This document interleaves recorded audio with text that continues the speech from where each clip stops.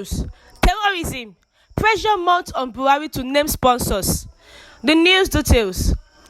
The reluctance of President Muhammadu Buhari to name the alleged sponsors of terror in the country may have followed a discernible pattern.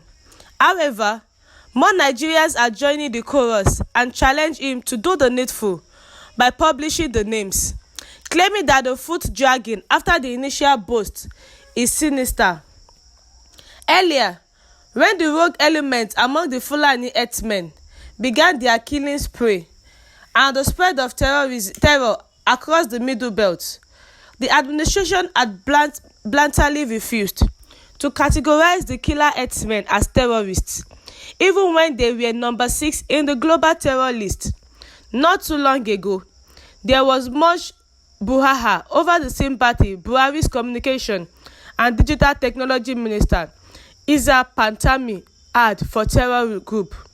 At that time, pressure was mounted from all quarters on the president to relieve Pantami of his ministerial job to no avail. Although the president in his October 1 broadcast had pointed accusing figures at the federal lawmaker and another person as sponsors of IPOB and Yoruba Nation agitator Sunday Adeyemo alias Igboho, he has refused to say anything about the alleged 400 terror sponsors in the north.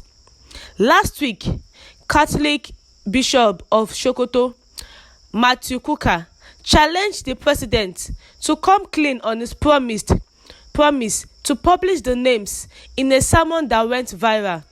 He said that government credibility is undermined when it does not keep to its pledges, and especially so when its neutrality on the issues on bandits and terror herdsmen is doubtful. Mr. Abubakar Malami, President Buhari's right hand and Attorney General and Minister of Justice, had in May announced that government was in possession of 400 names of people behind the insurgents war in the northeast, and vowed that they would soon have their day in court.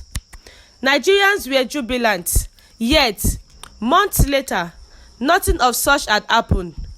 When prodded to release the names first pending the court process, it demurred, insisting it could jeopardize the rights of the suspects, and so the excuses have continued.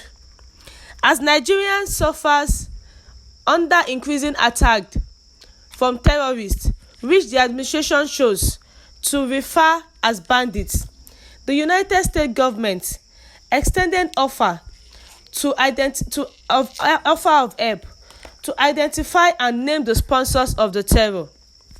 So far, there has not been clear-cut official response in the public domain to the U.S. offer, but many Nigerians have expressed doubts about the willingness of the federal government to embrace the offer by the U.S. government to help and identify the sponsors of Boko Haram, which has waged an insurgency war on Nigeria in the last 12 years.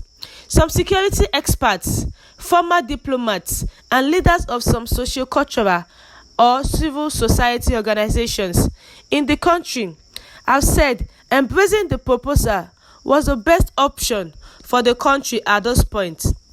But we are skeptical about President Muhammadu Buhari's disposition to the offer. Recall that the U.S. ambassador to Nigeria, Mary Beth Leonard, had during a roundtable on the U.S.-Nigeria military cooperation with journalists in Abuja early in September, declared that her country was very eager to partner with Nigeria on identifying Boko Haram sponsors. A former assistant director of the Department of State Services, Dennis Amatri, asserted that the U.S. had been positively disposed to supporting Nigeria, especially in the fight against terrorism, noting that the question was whether the federal government would embrace the current gesture. He said, "Are we ready to arrest and prosecute the sponsors when exposed? Are we simply going to lock them away as it has been done in the past? These are the concerns, and the Americans may lose interest if we don't take it seriously.